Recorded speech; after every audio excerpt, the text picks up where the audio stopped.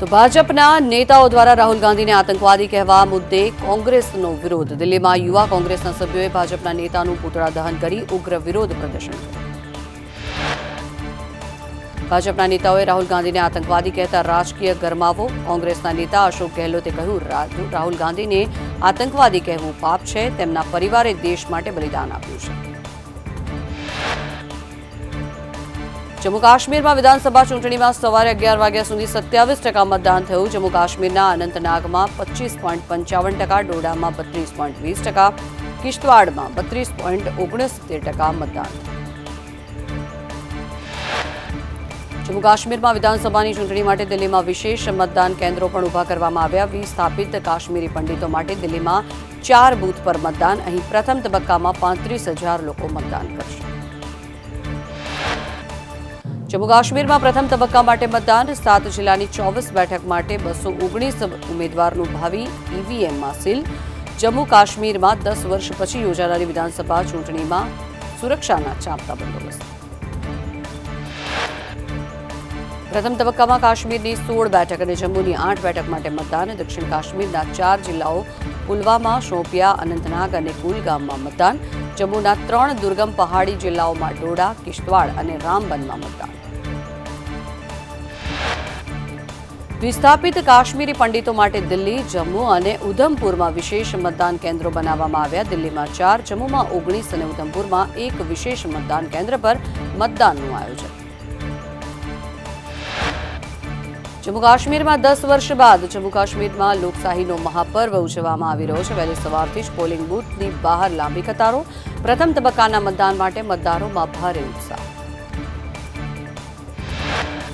પ્રથમ તબક્કામાં 23.27 લાખ મતદારો, 219 ઉમેદવારોનું ભાવિ ઈવીએમમાં સીલ કરાશે. કડક સુરક્ષા વ્યવસ્થા વચ્ચે પ્રથમ તબક્કાનું મતદાન. ભાજપ, પીડીપી, નેશનલ કોન્ફરન્સ અને કોંગ્રેસ જેવા મુખ્ય પક્ષો વચ્ચે ટક્કર. જમ્મુ કાશ્મીરમાં પ્રથમ તબક્કા માટે મતદાન યોજાઈ રહ્યું છે. ત્યારે નેશનલ કોન્ફરન્સના નેતા ઓમર અબ્દુલ્લાનું નિવેદન સામે આવ્યું. ઓમરે કહ્યું કે ઇજનેર રાશિદ ચૂંટણી પછી ભાજપને સમર્થન આપી શકે છે. કોલકાતામાં રેપ વિથ મર્ડર કેસમાં તબીબોની હડતાલ યથાવત. ડોક્ટરના કામ પર પાછા ફરવાનો ઇનકાર. તબીબોએ કહ્યું, અમારી તમામ માંગ પૂર્ણ ન થાય ત્યાં સુધી આંદોલન યથાવત રહેશે. મંગળવારે મોડી રાતથી શરૂ થયેલી બેઠક આશરે 7 કલાક સુધી ચાલી. બેઠક બાદ ડોક્ટર્સે આંદોલન સમેટવાનો ઇનકાર કર્યો અને રાજ્ય સરકાર સાથે નવેસરથી વાતચીત કરવાની ઈચ્છા પણ વ્યક્ત કરી. દિલ્હીના કરોલ બાગમાં ઇમારતનો એક ભાગ ધરાશયી થયો. કાટમાળમાં દબાયેલા 12 લોકોનું રેસ્ક્યુ કરાયું. ઘટના અંગે જાણ થતાં જ ફાયર વિભાગના કર્મચારીઓએ રાહત અને બચાવ કાર્ય શરૂ કર્યું. અયોધ્યામાં સરયુ નદીનું જળસ્તરમાં ભારે વધારો નોંધાયો. ભયજનક સપાટી કરતાં 45 સેન્ટીમીટર સરયુના પાણી વહી રહ્યું છે. વહીવટીતંત્ર દ્વારા નદી કાંઠા અને નીચાણવાળા અનેક વિસ્તારોને એલર્ટ કરાયા.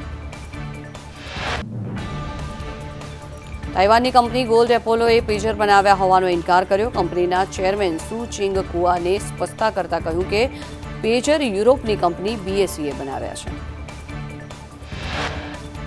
પેજર કંપનીએ કહ્યું કે યુરોપની કંપની પાસે ગોલ્ડ એપોલો બ્રાન્ડનો ઉપયોગ કરવાનો અધિકાર છે. ગોલ્ડ એપોલો પાસેથી 5,000 પેજર ખરીદ્યા હોવાનો હિઝબુલ્લાનો દાવો.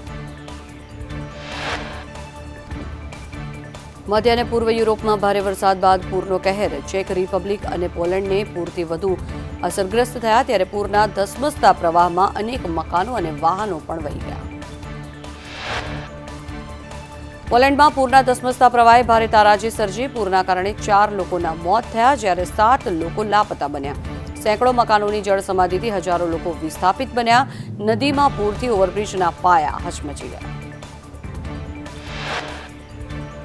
ડોનાલ્ડ ટ્રમ્પે કમલા હેરિસના વખાણ કર્યા. કહ્યું, મારા પર થયેલા હુમલા બાદ હેરિસે ફોન કરી ખબર અંતર પૂછ્યા હતા. રશિયન રાષ્ટ્રપ્રમુખ પુતિન પોતાના નિવેદનથી ચર્ચામાં. નાગરિકોને ઓફિસમાં કામ કરતી વખતે શારીરિક સંબંધ બાંધવાની અપીલ કરી. રશિયામાં ઘટતી વસ્તીના ચિંતાજનક આંકડા બાદ પુતિને આ નિવેદન આપ્યું. રશિયન સ્વાસ્થ્ય મંત્રી ડોક્ટર યેવજેની શેલ્ટોપોલોવે કહ્યું કે આ કામનું દબાણ બાળક ન થવાનું બહાનું બની શકે નહીં. તમે કામ વચ્ચે બ્રેક લઈને શારીરિક સંબંધો પણ બનાવી શકો છો. રશિયામાં જન્મદર 25 વર્ષની નીચી સપાટીએ છે. પુતિને કહ્યું કે રશિયન નાગરિકોની સુરક્ષા અમારી પ્રાથમિકતા છે. રશિયનોનું ભવિષ્ય હવે તેમની સંખ્યા પર નિર્ભર કરે છે. ત્યારે અગાઉ પણ પુતિને મહિલાઓને ઓછામાં ઓછા 8 બાળકોને જન્મ આપવા માટે અપીલ કરી હતી.